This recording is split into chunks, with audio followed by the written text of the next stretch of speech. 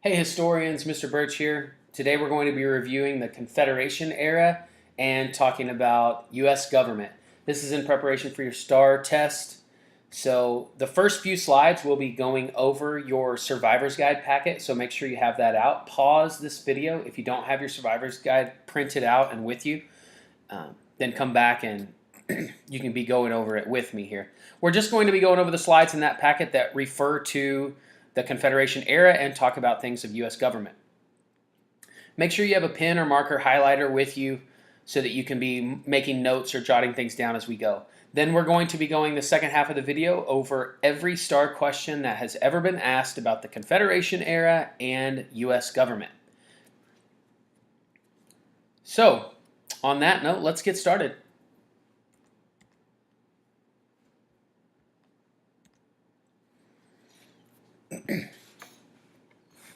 So we're going to start here in 1774. As tensions rose with the increased British troop presence, taxes, a massacre, the Boston Massacre, by the way, colonial boycotts of the taxes and the goods, and a certain Tea Party, representatives from across the colonies met for the very first time, and this was called the Continental Congress. All these different, very unique and separate colonies finally started to join together in opposition to this taxation without representation from Britain. They encouraged, this is the main thing that the First Continental Congress did, they encouraged the forming of militias for defense. So militias, think militia, think military group. These are the small groups of men who formed in these different colonies in order to maybe or possibly attack or defend themselves against the British soldiers. So in 1775, Thomas Gage led British troops from Boston to recover a stash of weapons at Concord. Colonist Paul Revere rode ahead, warning citizens who prepared for a fight.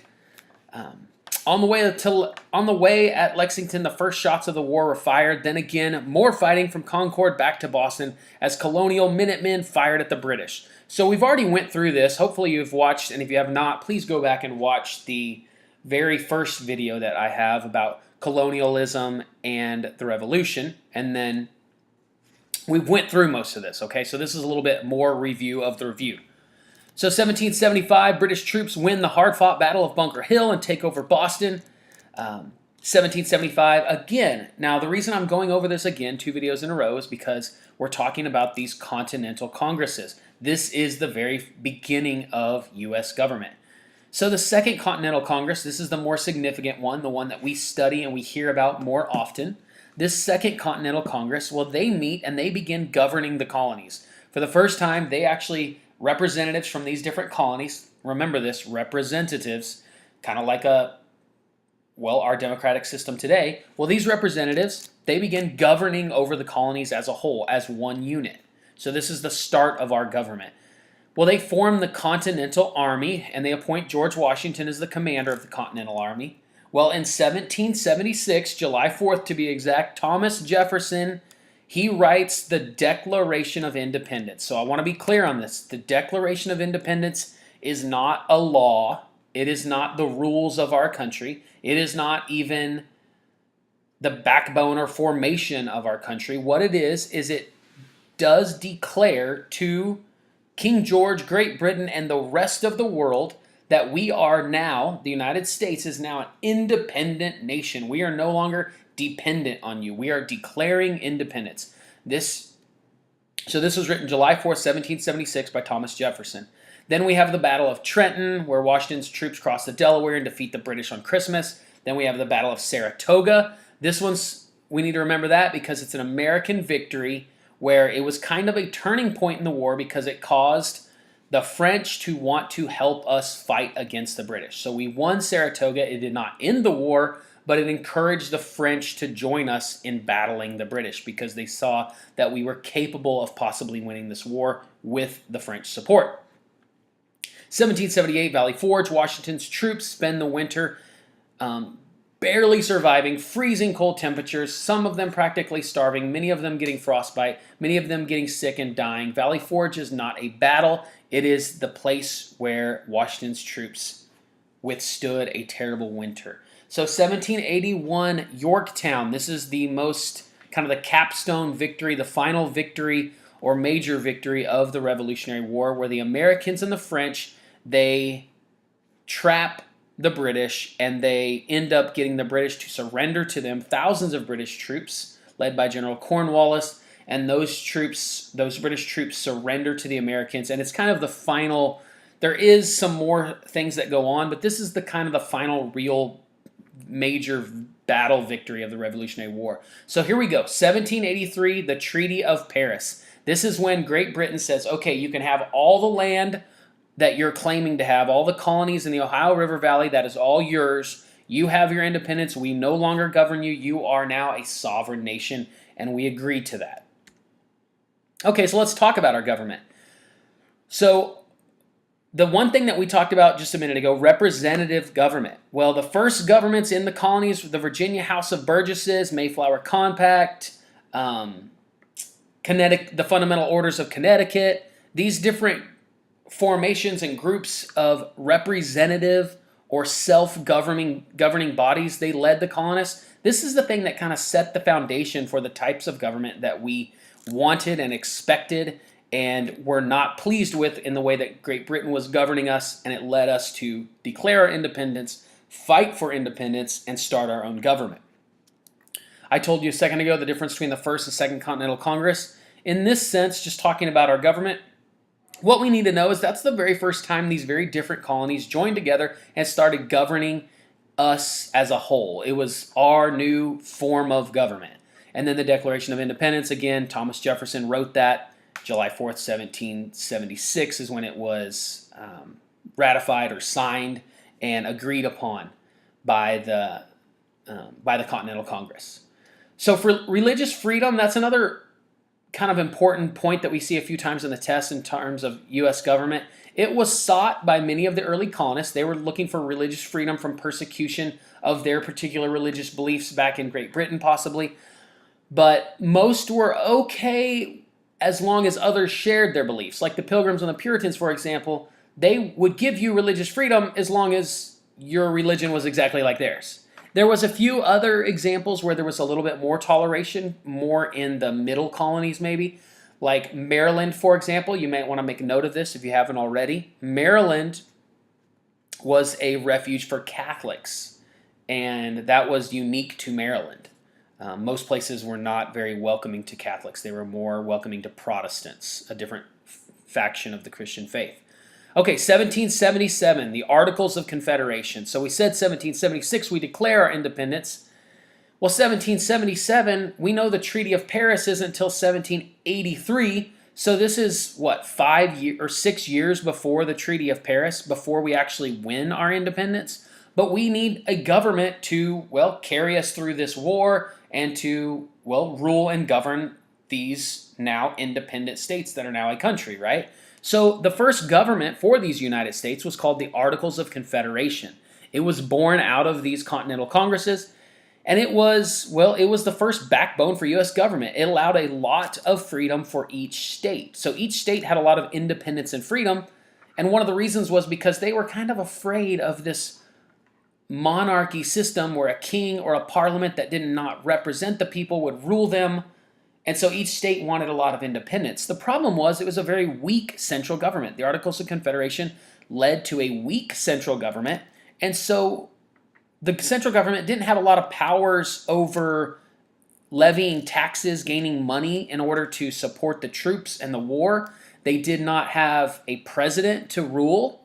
We know that George Washington later, many years later, became our first president, but George Washington at the time was just the general of the army, and so, or the Continental Army. Well, there was no president, there was no judicial system, so no executive branch, no judicial branch, and so the Articles of Confederation were a very weak central government.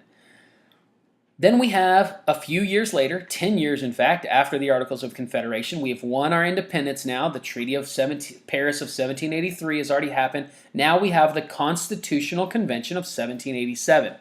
The Constitutional Convention of 1787 was the restructuring of the federal government, giving the federal government more power. Well, let's talk about what happened at this Constitutional Convention. We realized the Articles of Confederation were too weak. We needed more power in our central federal government. We needed to be able to levy taxes. We needed to raise money for the government. We needed to be able to form a military and be able to control it and also control the different states and keep them unified. So the U.S. Constitution was written. It was passed, and it restructured how the U.S. was basically formed and functioned. It split the U.S. in three branches. We know those three branches. We'll talk about those in just a second. But there was two kind of warring groups here, the Federalists and the Anti-Federalists. The Federalists wanted, believe it or not, a strong federal or central government. The Anti-Federalists wanted a lot more state independence or state control and less federal power. The two main Anti-Federalists that we tend to see on the tests is Patrick Henry and George Mason. Both of them were Anti-Federalists, and they were arguing for more state rights, less central federal power, and they were kind of arguing for personal freedoms, and that later eventually became the Bill of Rights. The Bill of Rights is the first 10 amendments to the Constitution, and they give personal freedoms to each and every American citizen. Things like freedom of speech, freedom of press, those are part of the First Amendment, in fact, of the Bill of Rights, and they're some of the most famous of the personal freedoms we enjoy as American citizens. So George Washington was unanimously chosen to be the first president of the United States at this Constitutional Convention. Okay, we talked about the three branches. Here they are. You have the executive branch, the legislative branch, and the judicial branch. The executive branch is the President of the United States.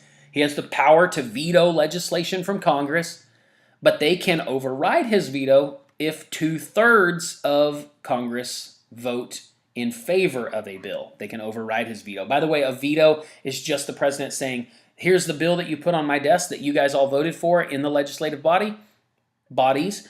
Well, I disagree with it, so I'm vetoing it, sending it back. I won't sign it.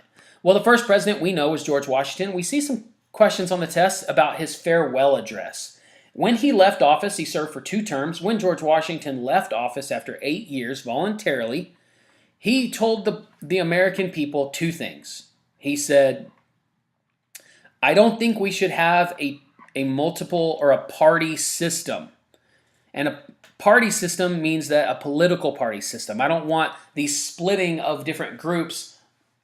Like nowadays we have the Republicans and Democrats. I don't want these groups fighting against each other. It will go against the best interest of our country. We know that didn't happen because later on 2 of his members of his cabinet, Thomas Jefferson and Alexander Hamilton, well, they were kind of the start of 2 different political parties. So it didn't go George Washington's way with that. Well, then one other thing that he said on his farewell address is he said, I don't think it's best for our country to be in long-term alliances. I wrote treaties here. Really, the better word might be alliances. You might want to cross that out and put alliances with other countries. We don't need to be like holding hands and buddies, long-term agreements with other countries around the world. We don't need to be meddling in other world affairs. It's probably best for us not to focus on that. Okay, so that's the executive branch, the President of the United States. The legislative branch is elected officials from each state. Well, they make up this branch, and it's called Congress. Well, this second branch, the legislative branch, is actually 2 separate branches within itself. The Congress is separated into 2 chambers. And that's called a bicameral system, by the way. Think of bicycle, bicameral, bicycle, 2 wheels, 2 parts. So the 2 parts are called House of Representatives and the Senate. The House of Representatives, well, they're representatives from each state based on that state's population. So a state with a large population will have more representatives in the House of Representatives. A state with a small population will have less representatives. Well, the Senate is divided equally among each state. Each state has 2 representatives in the Senate, so each state is represented equally within the Senate. And this actually came about because of what's called the Great Compromise. And this was the allowing of small and large states to kind of share jointly and somewhat equally in U.S. government. Small states didn't want to not be represented fairly just because they had less population, but large states felt like since they had larger populations, they needed to be represented, well, equally compared to their population. This was the Great Compromise, splitting it into a House and a Senate. All right, the third branch is the judicial branch. In this case, we're referring to the Supreme Court, the federal court system, right? So the judicial branch, the Supreme Court has 9 judges on it. And there's just a couple cases that I want to really emphasize here that we see often on the test. Marbury v. Madison. This established the precedent that the court would determine the constitutionality of laws. I know that's a big word, but we call that determination that happened in Marbury v. Madison judicial review.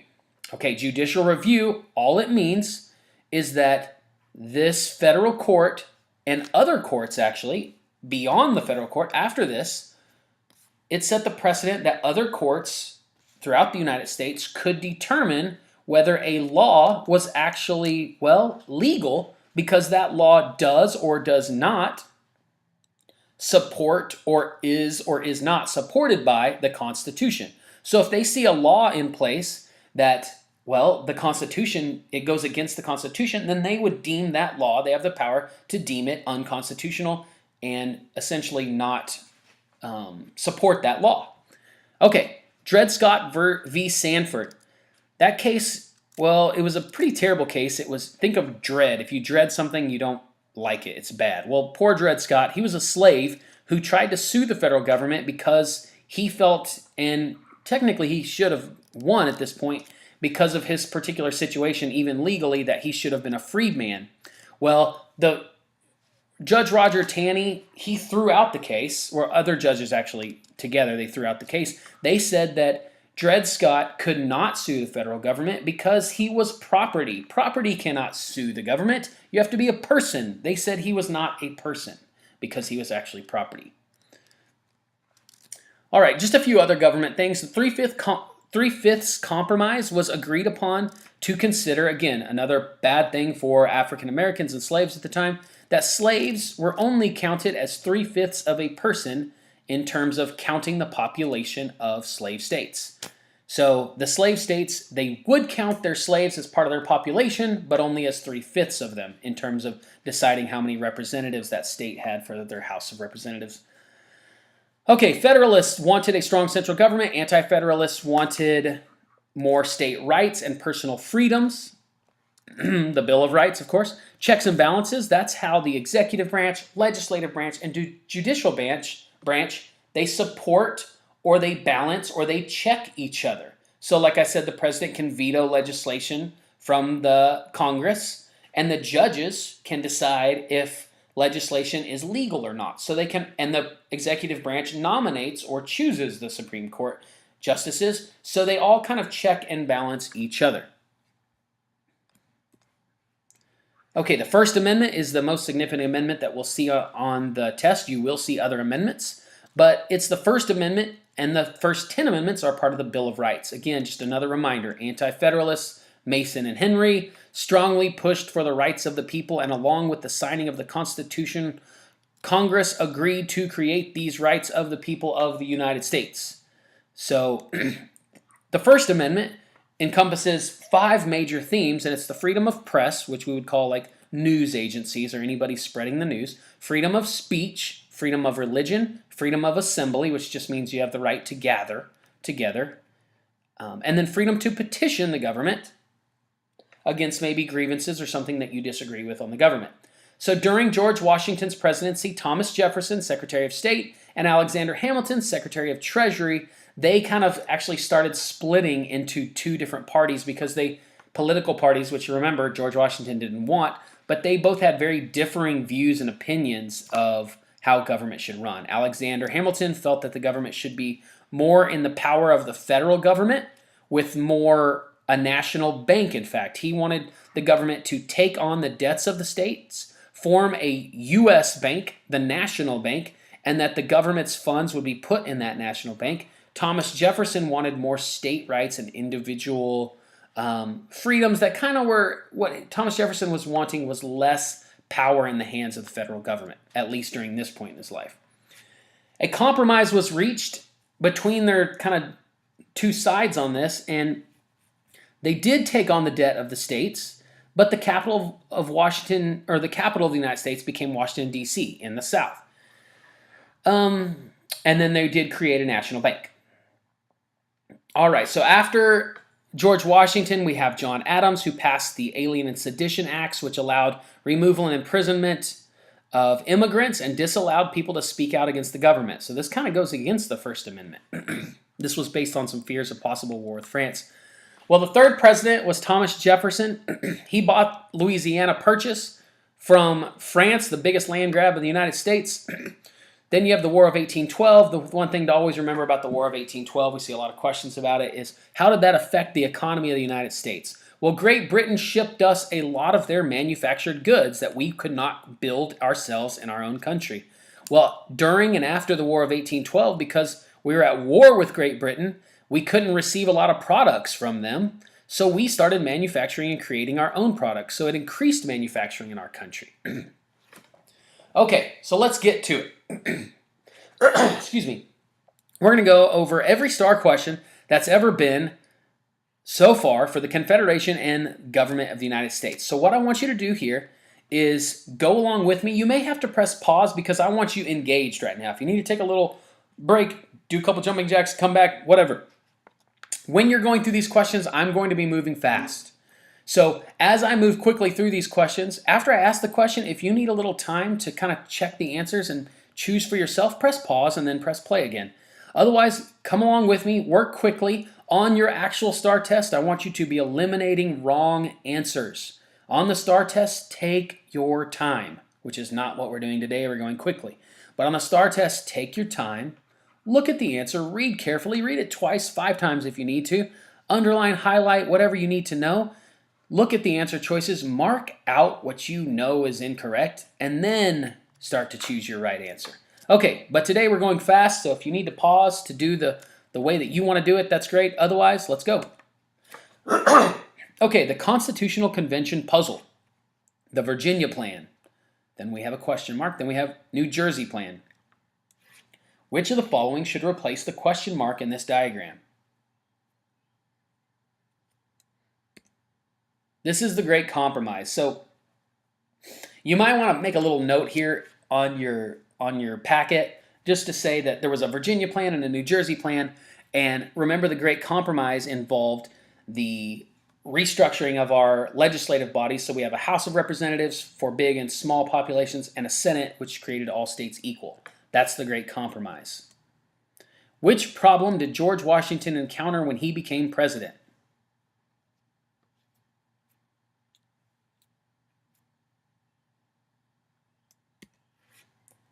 Well, the United States had large debts from the American Revolution. War cost lots of money. The U.S. had lots of debt, and those United States had debt. And remember, Alexander Hamilton wanted for our country, under George Washington as president, to take that debt of the American states. Due process of law. Guarantee of a speedy trial. Freedom from unreasonable search and seizure. And question mark. Which right best completes the diagram?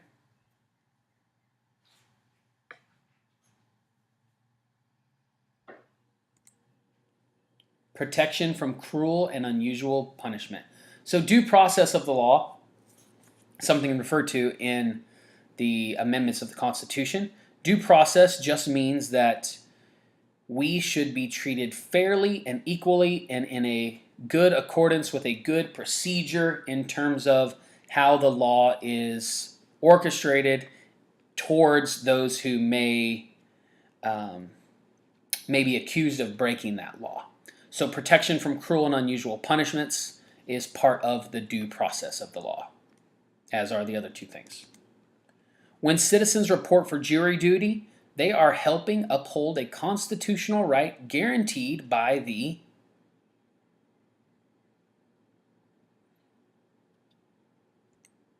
Sixth Amendment. I think this is the only time I've seen it just so directly asked on the test. But again, I don't have every one of these in this packet, but it would be good for you to kind of jot down on your packet what each one of the amendments are, at least up through the 15th Amendment. If you just have a good idea of 1 through 15, okay? You may not have all those memorized. It's not as important to memorize every single one of those as it is to memorize everything else in that packet, but it wouldn't hurt for sure. You see that there are questions on it. Patrick Henry opposed ratifying the U.S. Constitution because he believed that under it,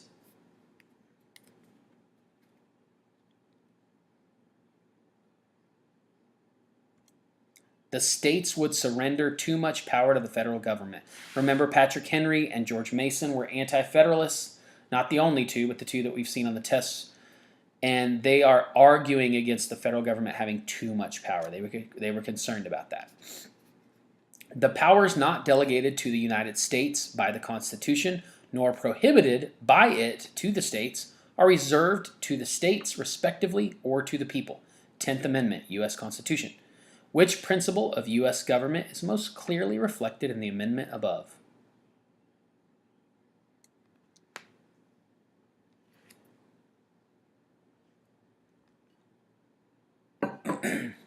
Okay, this is federalism. This means that there is some rights, and you might want to jot this one down too. I don't think I have this explicitly written in your packet.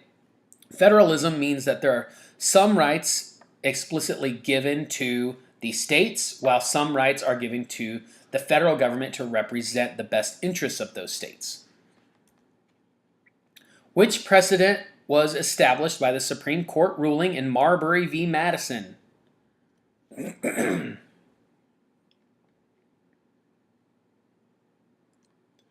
Federal courts determine the constitutionality of law. Again, this is one we just need to memorize, and that's also called judicial review, remember?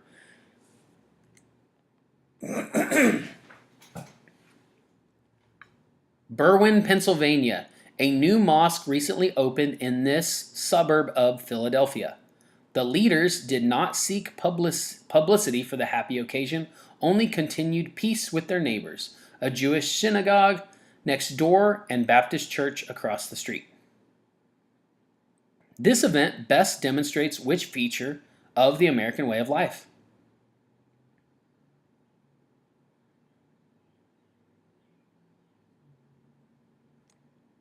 We remember that the First Amendment is personal freedoms, and one of those is religious freedom.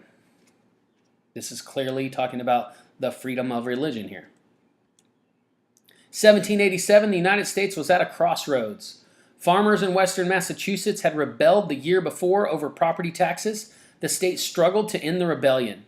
Events such as this, one contributed to the decision to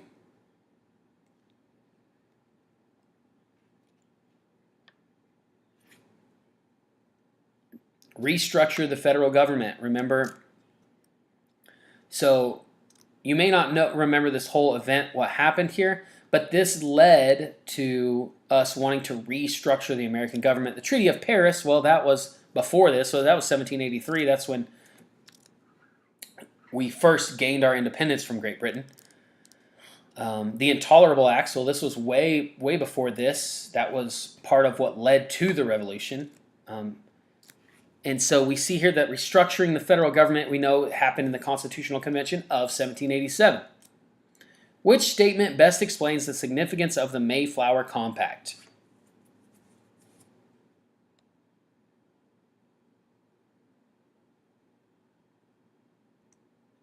This was one of the very earliest forms of government in the colonies. Well, it established a form of self-government based on social contract. Social contract is just saying that the people enter into a contract with their government. The government agrees to protect the rights of the people, and the people agree to adhere to the ruling power of the government as long as they both adhere to their part of the contract. So anyway, besides that point, the thing that we need to know, and we've already talked about this in one of the previous videos, but each of these early American colonial governments you can almost always find the answer if you look for some type of representative or self-government. Mayflower Compact is no different. George Mason refused to sign the Constitution and opposed its ratification because he believed that it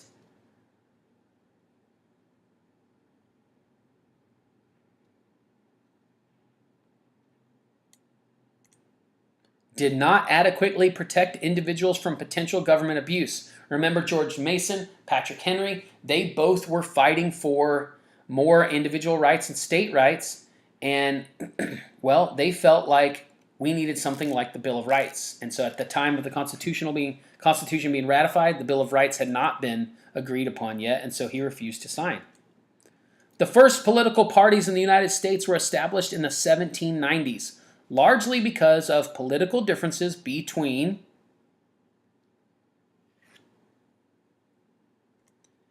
Thomas Jefferson and Alexander Hamilton. Remember, they were both cabinet members working under and working for George Washington during the first presidency. Their disagreements formed eventually what became the first political parties in the United States. How do we finance a war? Who has the power to negotiate treaties? What prevents the executive from becoming too powerful? Which group was responsible for answering these questions?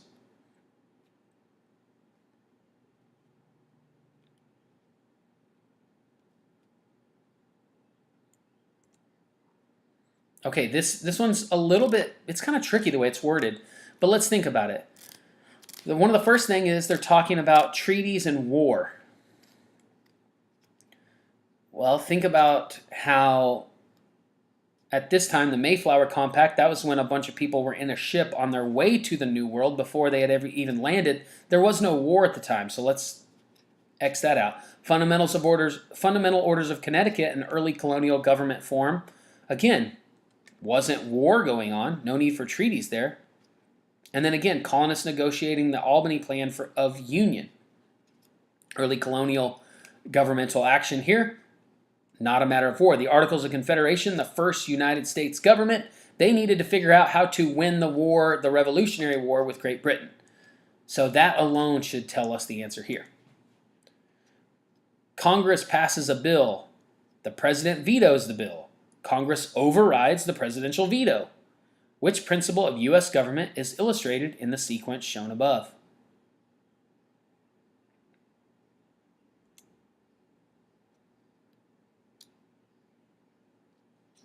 Okay, this one should be, I think this one should be checks and balances. So I think I wrote this one wrong. Checks and balances is when the different branches of government will check and balance each other, like Congress passing a bill. Well, now the president decides what he thinks about that bill, so the executive branch, which is the president, is now balancing or checking the bill of the legislative branch. Well, when that happens, now the president, he looks at that and decides, okay, well, I don't like it, so I'm vetoing it. And then it goes back to Congress, and then they override the president.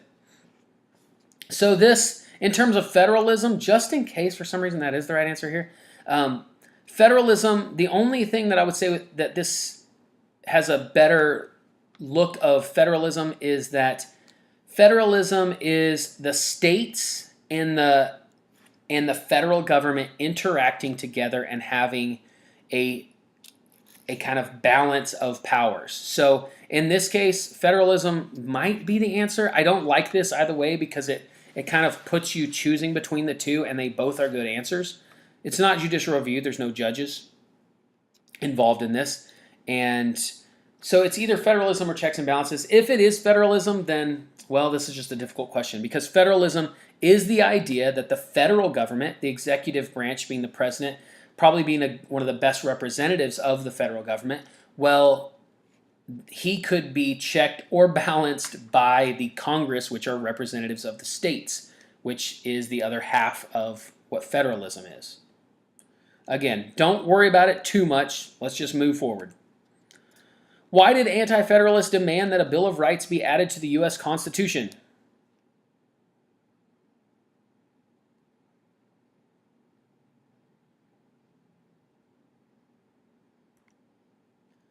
To protect individual freedoms from the federal government. Remember, the Anti-Federalists were fighting for individual freedoms that led to the Bill of Rights. John Marshall promoted the public good, maintained a strong sense of duty, used clear language to discuss complex issues. Which action should be added to this list?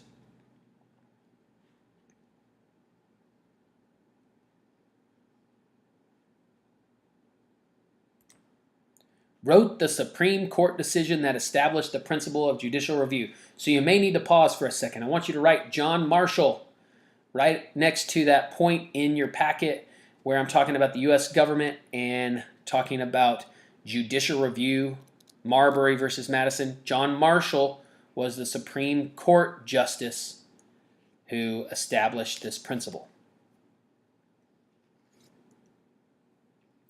With which of the following arguments would the authors of the Federalist Papers most likely have agreed?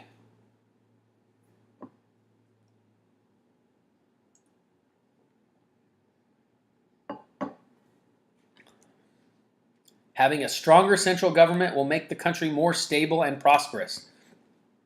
Remember, we're talking about Federalists versus Anti-Federalists. Federalists wanted a strong central federal government. Anti-Federalists wanted more state and individual rights. So this is the Federalist Papers, so they're wanting a stronger central government. He has refused his assent to laws, the most wholesome and necessary for the public good. Declaration of Independence, 1776.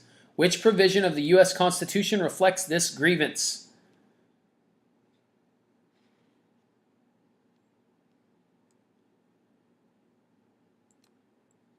Congress can override a presidential veto with 2/3 majority vote in both houses. So this one can be a little confusing. It says, which provision of the U.S. Constitution reflects this grievance? This grievance just means this problem, this thing that somebody's upset about, which was, well, the American colonists, because they declared their independence. And he's saying in the Declaration of Independence, he's talking about King George. He's talking about England. He said King George has refused his assent to laws, so he's not even agreeing to his own laws. These laws are wholesome and necessary for the public good, and he's not agreeing to them. He's refusing them. Well, in this case, that's where we have these checks and balances where Congress can override a presidential veto with 2/3 majority vote in case our president wants to become like King George and be this evil tyrant that rules over the people and not even allowing them to have good, wholesome laws. Well, the Congress can override the presidential veto with the 2/3 majority vote in both houses. Both houses means the House of Representatives and the Senate. Which headline provides the best example of a civic duty?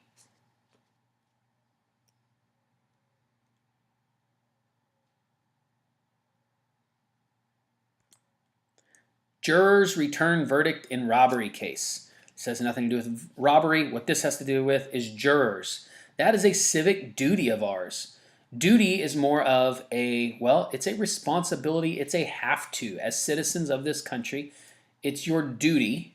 And civic, think of civilization, being a member of this civilized society. It's our duty to serve on a jury when we are called upon to do so. Fourth Amendment, the right of the people to be secure in their persons, houses, papers, and effects against unreasonable search and seizures shall not be violated, and no warrants shall issue but upon probable cause. The constitutional amendment exerted above protects people in the United States from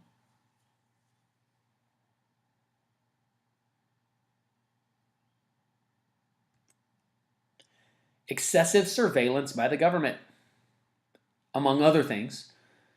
But if you think of all the other things on here, none of these are talking about what this Fourth Amendment is talking about, is saying that they can't take your personal belongings, yourself, your papers. They can't look and see your things. They can't search and seize items of yours. This can't happen without probable cause and upon them issuing a warrant. Without those things, that can't happen. Excessive surveillance by the government. Which headline provides the best example of a First Amendment guarantee in action?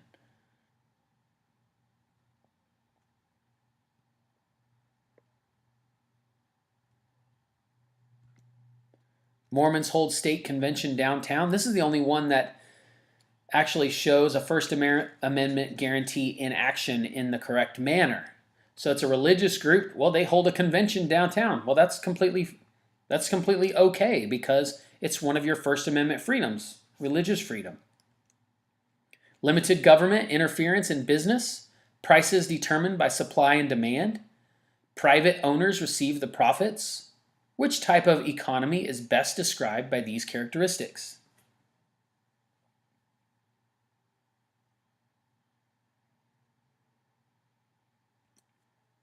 Free enterprise is the answer, and I want you to jot this one down on your study survivor's guide packet as well. Free enterprise. That doesn't mean that everything is free in this type of economy, but it is the type of economy that we have in our country. And what is free is your opportunities and choices to participate in our economic system. You can buy and sell goods as long as you do it legally, and you can start businesses and you can start ventures and attempt to create your own wealth and your own businesses at your own freedom of choosing, right? So private owners receive the profits, not the government.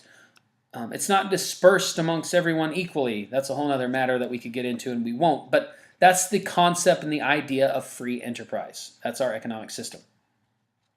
The Constitution describes two ways to propose an amendment. Which of the following gives an example of one way?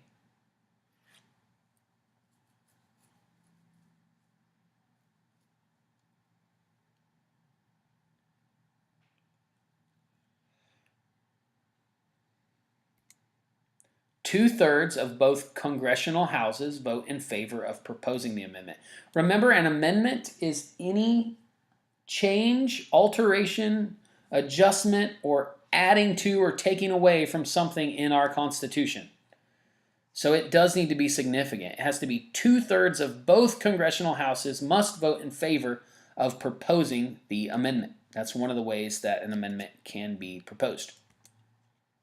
The Federalists and the Democratic Republicans emerged as separate political parties, partly as a result of disagreement over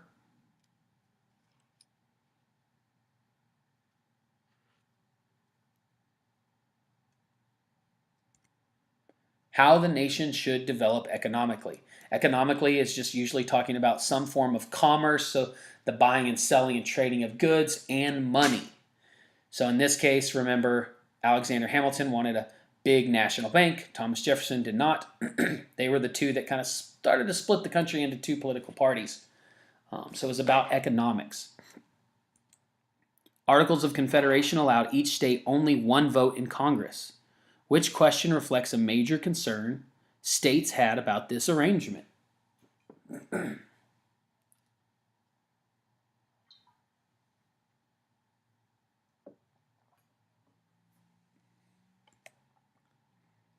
Should more populous states receive greater representation? Think about this. The Articles of Confederation was our first form of government that only lasted about 10 years until the Constitutional Convention. Then we wrote the Constitution. And remember the three branches of government in the Constitution, which came along later after the Articles of Confederation. The Constitution had three branches. One of them was a legislative branch. If you remember, that's a bicameral legislation, which means it's split into two groups. One is the House of Representatives, one's the Senate. The Senate has equal representation for each state, but the House has representation based on the population of that state. So some states have greater representation, some have lesser. That's how it was resolved, or that was the issue that was addressed here in this question. The plan of government now proposed is evidently calculated totally to change in time our condition as people. Instead of being 13 republics under a federal head, it is clearly designed to make us one consolidated government. Federal Farmer number 1, 1787. Those in favor of ratifying the Constitution would most likely respond to this concern by pointing out that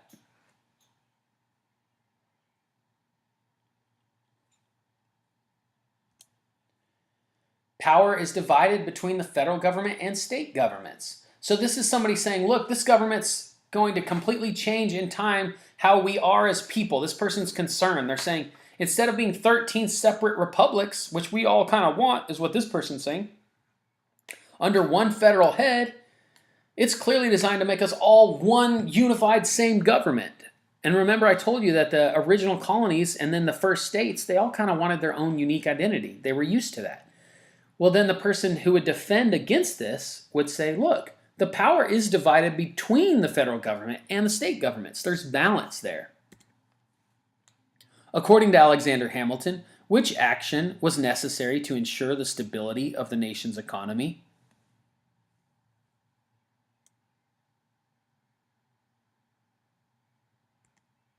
The establishment of a national bank. Remember, that was Alexander Hamilton's big push as the Secretary of Treasury under George Washington. He wanted to establish a national bank. A certain small town has many choices for people who want to attend religious services, including 2 churches, a synagogue, a cathedral, a mosque, and a temple. Those choices are protected by the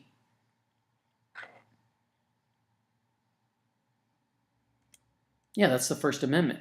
Religious freedom being one of the main points of the First Amendment. Leading members of President George Washington's cabinet. We just talked about this. Secretary of State Thomas Jefferson, Secretary of Treasury Alexander Hamilton. Disagreements between these 2 cabinet members led to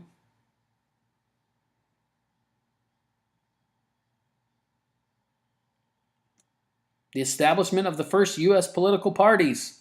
We've talked about this one enough by now that I hope you have this one figured out.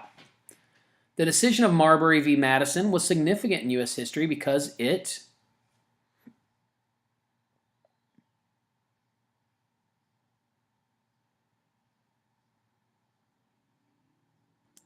established the practice of judicial review. Remember, judicial review, Marbury v. Madison, the justice that was famous in this case was John Marshall. That's all 3 M's, right? Marbury v. Madison, Marshall, and this is judicial review where the Supreme Court has the right and the courts have the right to deem laws either constitutionally correct or constitutionally incorrect.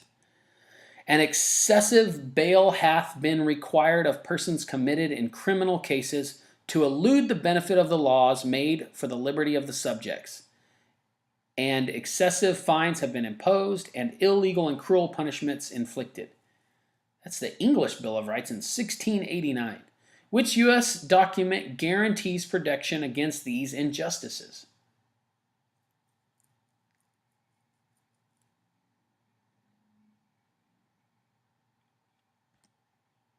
Well, it's the Constitution. Remember, the Mayflower Compact, well, that's not a U.S. document. That was before the United States.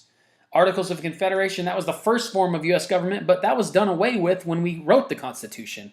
And the Declaration of Independence, well, that was just us telling the world, telling King George, telling Great Britain, telling everyone that we wanted to be independent.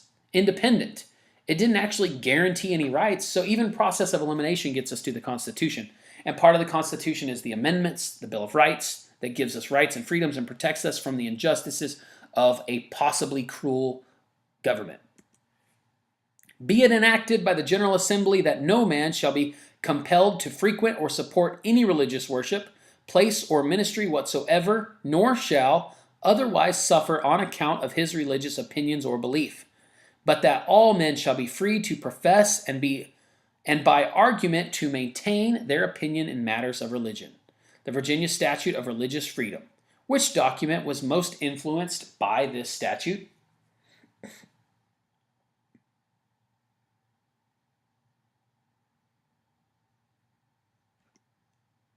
You might not know exactly, but you know what the Bill of Rights is. That gives rights to the American citizens. The first one is the First Amendment, and one of the main things of the First Amendment is the freedom of religion.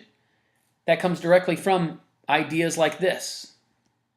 The President shall have power by and with the advice and consent of the Senate to make treaties, provided 2/3 of the Senate present concur. U.S. Constitution, Article 2, Section 2. This excerpt provides one example of which constitutional principle?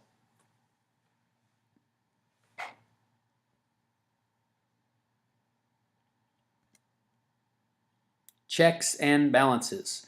Again, we have a president on one side saying one thing and a Senate possibly saying another. They need to balance and check each other.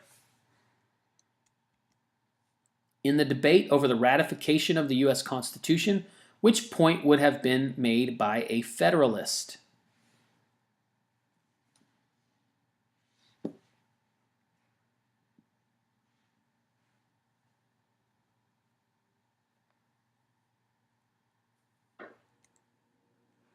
The existing national government lacks the power to perform essential functions. Again, this one's a little bit twisted, so let's kind of dig deeper as to why this one's the answer. It's talking about in the debate to ratify, the ratification of the U.S. Constitution. Ratify, don't get messed up on that word. That just means to make it real, pretty much, to make it legal, to sign it into action. So this is them arguing over trying to get the Constitution to be passed as our new form of government. Well, this is saying, what would a federalist argue? Well, remember, before the Constitution, we had the Articles of Confederation. That was our form of government for about 10 years until the Constitution was written and ratified. So a federalist would be like, we want power in the central federal government. So they would say, hey, the existing Articles of Confederation, this existing government doesn't have the power to perform the essential functions. We need more power in our central government. That's what a federalist would argue for. Your president may easily become king. Your Senate is so imperfectly constructed that your dearest rights may be sacrificed by what may be a small minority. Your strongholds will be in the hands of your enemies. Patrick Henry, speech at the Virginia Ratifying Convention, 1788. Patrick Henry was criticizing which aspect of the Constitution in this excerpt?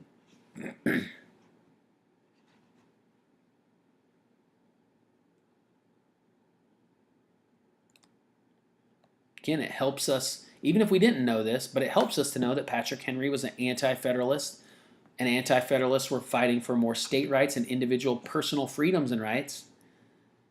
And so he would have been arguing against that central powerful government. But even if we didn't know that, it says that the Senate is so imperfect, so that means not perfect, that all of your dearest rights might be sacrificed by just a small minority of senators. Your strongholds will be in the hands of your enemies. So these people might be your enemies up there in Washington, and they might be the ones who are ruling over you. So he's afraid, Patrick Henry, as our mini anti-federalist, that the power granted to the central government is too much. So he's criticizing that. That if any person shall write any false, scandalous, and malicious writings against the government of the United States, or stir up sedition within the United States, then such person shall be punished by a fine not exceeding $2,000 and by imprisonment not exceeding 2 years. An act of the 5th Congress of the United States, 1798. Which constitutional guarantee did this act violate?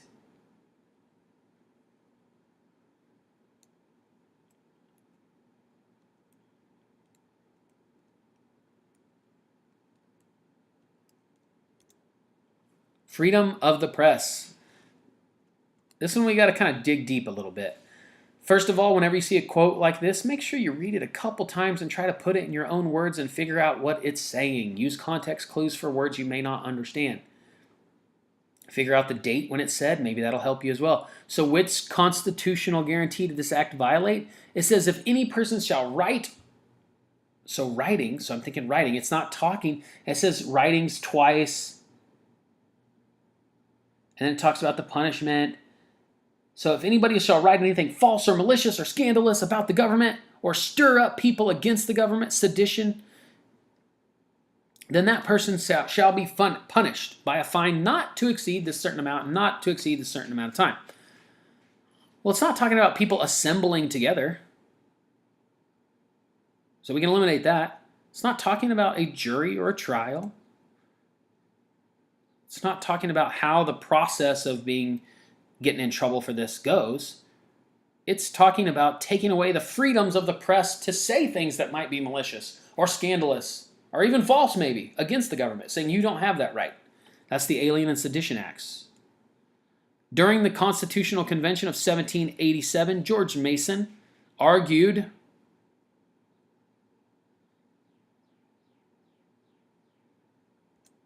against the increased power of the national government. That's George Mason, him and Patrick Henry. Remember, they're both anti-federalists arguing against the central power of the national government. This information was included in a slideshow presentation to a high school history class. Strengths: ability to declare war, ability to make treaties, authority to operate post offices. Which document has the focus of this presentation?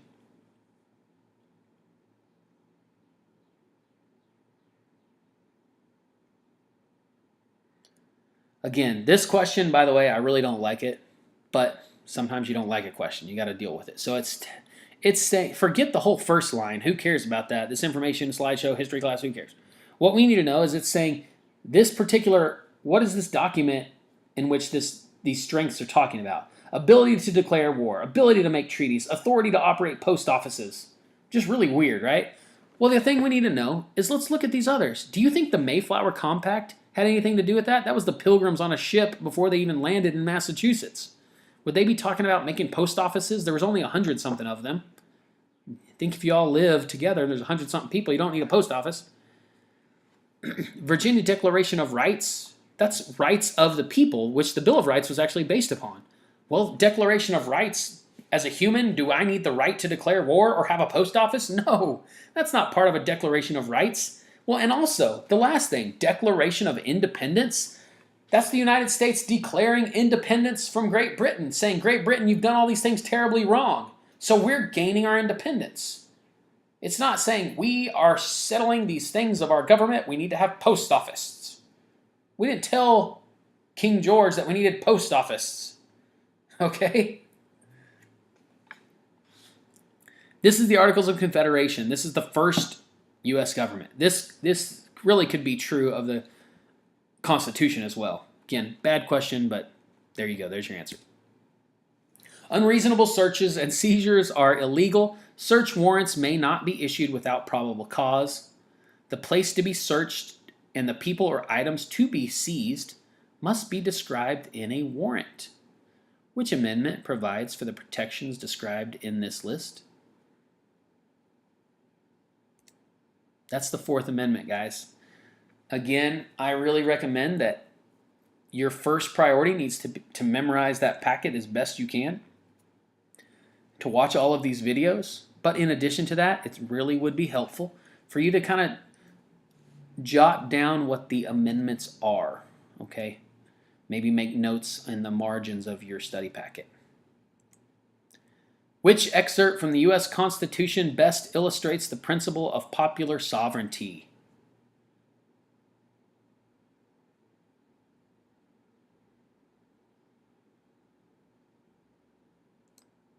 The House of Representatives shall be composed of members chosen every second year by the people of several states. Of the several states, sorry. Popular sovereignty just means that it's essentially talking about states being able to vote and decide. And so in this case, which illustrates this principle of popular sovereignty, well, these people are being voted into office by multiple states. No free man shall be seized or imprisoned or stripped of his rights or possessions, or outlawed or exiled or deprived of his standing in any other way, nor will we proceed with force against him or send others to do so, except by the lawful judgment of his equals or by the law of the land. Magna Carta 1215. Which political idea was influenced by this provision in the Magna Carta?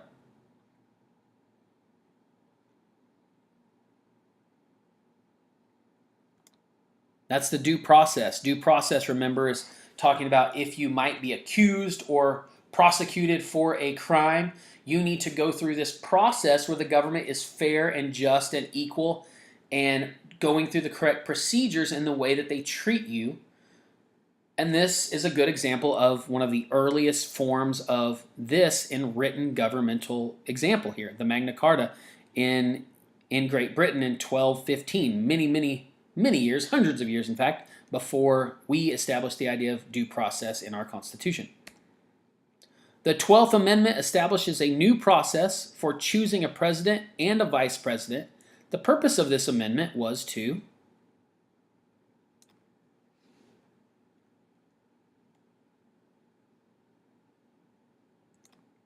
reduce the likelihood of disputed outcomes in presidential elections. Yeah, that's because we don't want there to be all these conflicting issues but in presidential elections. In our early elections, we had the person who was second in votes became the vice president. I mean, that's kind of a mess. So this was to resolve some of those disputed election issues. the 12th Amendment. The first political parties in the United States formed mainly in response to disagreements over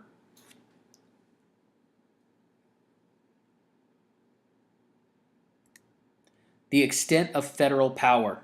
Remember the Anti-Federalists and the Federalists arguing over power. We have Patrick Henry and George Mason as Anti-Federalists.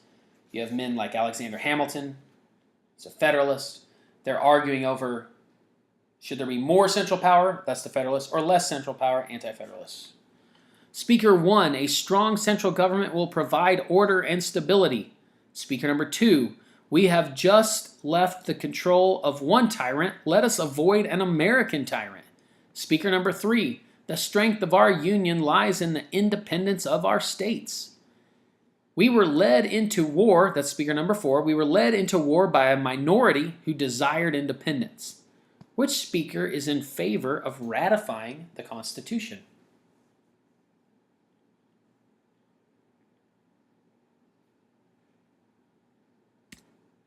That's probably speaker number 1. Remember, our Constitution gave a lot of power to our central government, our federal government. These other people are, and ratify, by the way, remember, ratify means that we're going to sign it into law, make it the law of the land, so to speak. So ratify means to agree with. Which of these is a guarantee in the First Amendment?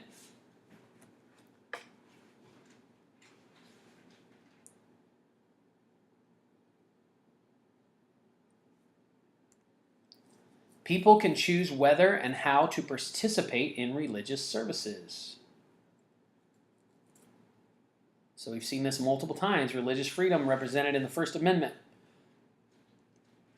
All legislative powers herein granted shall be vested in a Congress of the United States. U.S. Constitution, Article 1, Section 1. This provision is a response to which grievance from the Declaration of Independence?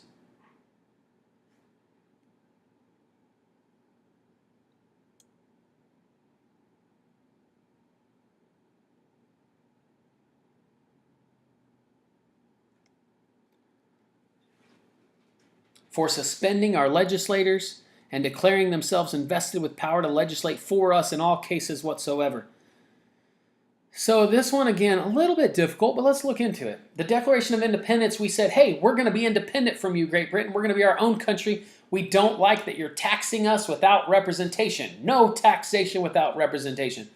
Well, once we write our U.S. Constitution, we want to make sure that all legislative powers from now on, and here within our country, all these legislative powers shall be vested in Congress of the United States. We shall have legislative bodies who represent us.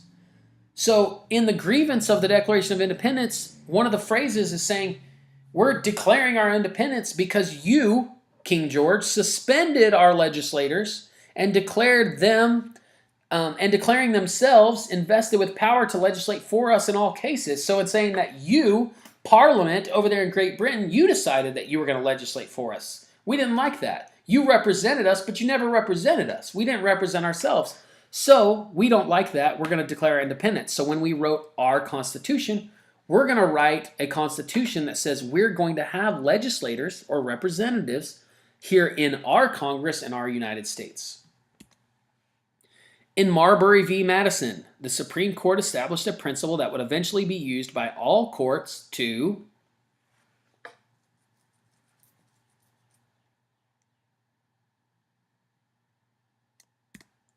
strike down any law that the court deems unconstitutional. Remember, that's judicial review. John Marshall ruled over this, or was one of the Supreme Court justices over this. Any law that they think is unconstitutional will be, well, done away with because of this. We've seen this multiple times. That's because it's on multiple tests, so you should know it by now. Alexander Hamilton's plan to improve the U.S. economy. The federal government would assume state debts. The federal government would blank. Which action completes this diagram?